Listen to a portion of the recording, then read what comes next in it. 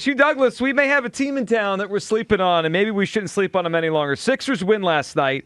Fun games. They have a lead. They blow it. They go to overtime. They missed the goaltend at the end of the regulation.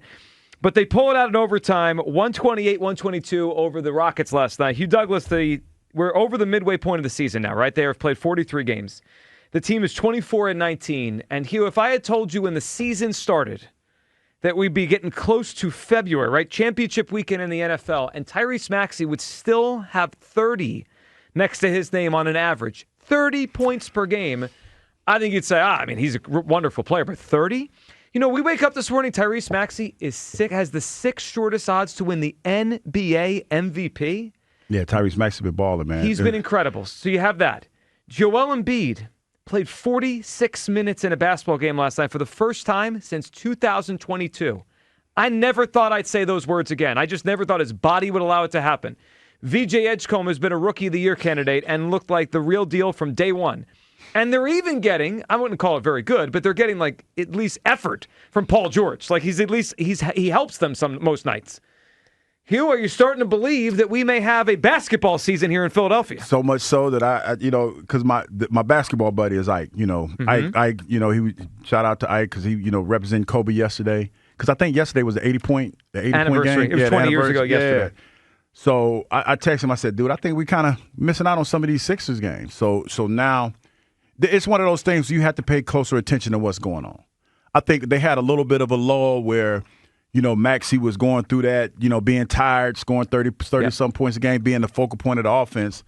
And now they're starting to kind of click a little bit, and people are starting to take notice, man. So, yeah, we got to get locked in on the Sixers, man. I think there is something here. The youth movement is upon us. Because a lot of times I wake up in the morning and I watch, the highlights and everything, and I saw a hat that Maxey had on said VJ Max. I like that. And I was like, I thought it was pretty cool, man. The kids are taking over, man, and the older guys are falling into lockstep to what they want to do. So yeah, it's an exciting time right now. The energy that Maxey and Edgecombe play with is just it's relentless. I mean, last night in overtime, Edgecombe had a play where they missed a shot and he flew in. I mean, like the kind of youthful energy you only get from a rookie or a second year or third year player, and got the offensive rebound and put it back up.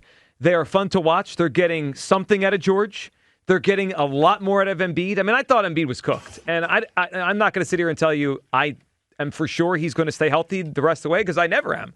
But there's still – the one thing about Joel, and this happens to a lot to older players, the offensive skill hasn't left. Like, can he move the same way he used to? No. Mm-hmm. I don't think he's an impact defender like he used to be when he was young. But Joel, I think what I'm realizing is he's going to be able to put the ball in the bucket until the day he retires. Like he could just you found a different role for him. Yeah. And I think the emergence of VJ and Tyrese Maxey, taking the lead. We heard rumblings of this last year when Tyrese challenged Joel and Joel was a little upset. Joel they've allowed him to get healthier. The focal point is not on him anymore.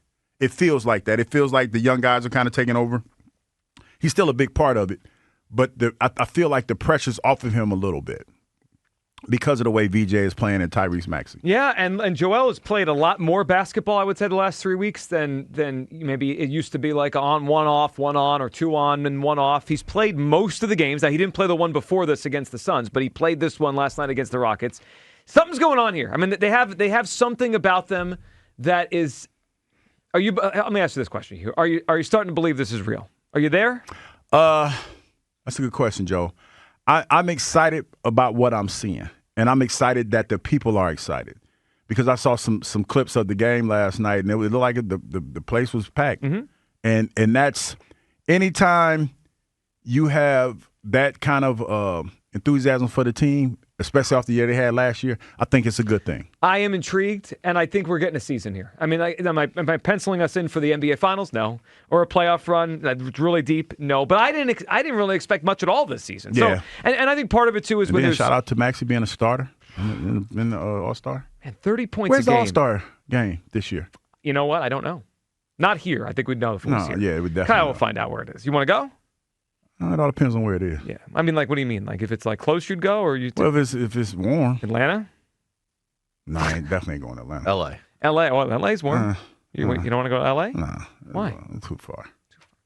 I can't drive to L.A. Get back in time. Well, we'll watch it on TV. Kyle, where are you at on the Sixers after win last night? I think everybody should resist the urge to raise your expectations. Let us have some fun. No, it's fun because your expectations are low. Don't raise them. You're going to get hurt, dude. I'm sorry. I got to be that guy. It's not about it. It's always been about can they hold up. Well, especially how Embiid they're playing how they're playing right now doesn't mean Embiid's going to be healthy in a month. Yeah, I know. Why can't I just live a little bit? Because still, every single time that the Sixers have a game, we have to wonder. Embiid's name is on the injury report all the time. Is he probable? Is he questionable? Like this is not going to end, guys. It's not going to end. It's fun that they're playing well. I'm very excited about the future. VJ, Maxey, all that stuff. That's great. The weenie scale is finally being tipped.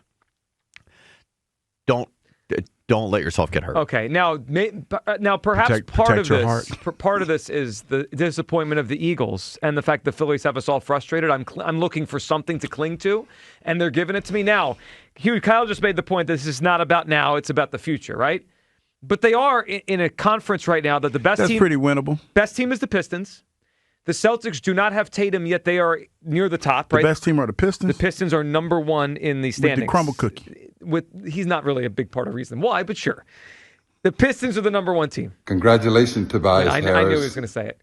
The Celtics, without Tatum, have played over their head. Well, I tell you. And the Knicks have not been as good as people thought. So there's a sense the Eastern Conference is open. So enough, okay? You're gonna do the Tobias thing. I ain't said Maybe that. they're playing well because he's not here. I ain't said that. Yeah, enough. This is why we've avoided the Sixers talk, because I got to deal with this. Listen. All right. Let me ask you a question. I know. I'm just saying. Worst. May I present a question? Okay, my bad. The floor is yours. I just want to ask a question. Actually, I'm going to let someone else ask it. Okay. Because we are starting to wonder, should we raise the expectations, right? Okay. Well, Bill Simmons, he recently asked this question about raising the expectation. If they did this, certainly it would change the feeling of the current-day Sixers. The question is, would we? Here's Bill Simmons' trade idea for the Sixers as we approach the trade deadline. Enough the 76ers. And here's the trade. It's Giannis and the Gary Harris tiny contract. For Paul George, the 2029 Clips Phillies swap pick that Milwaukee has, and VJ Edgecombe. No. I want to move on. I want to live in the world where VJ and Maxey are the backcourt, and I don't want to watch Embiid and Giannis occupy the same areas of the floor. So Ciara's telling us that VJ Edgecombe has a higher trade value. No, I'm just saying that Giannis there's Antetokounmpo. I'm trying to get this straight. I think you're right. I think they probably would not do this because they'd be afraid of how mad the fan base would be, because the fan base has already decided this is great. Maxey and VJ, sign us up. We're good.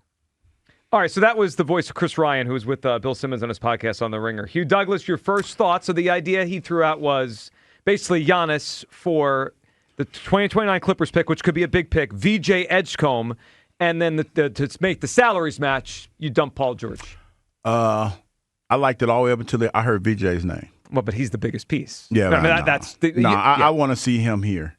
Like, who is the Fat Elliott? What we call it? I forgot his name. Fat Elliott. Not Elliott, but Fat Morey? Yeah, Daryl Morey. Fat Elliott. He did a good job.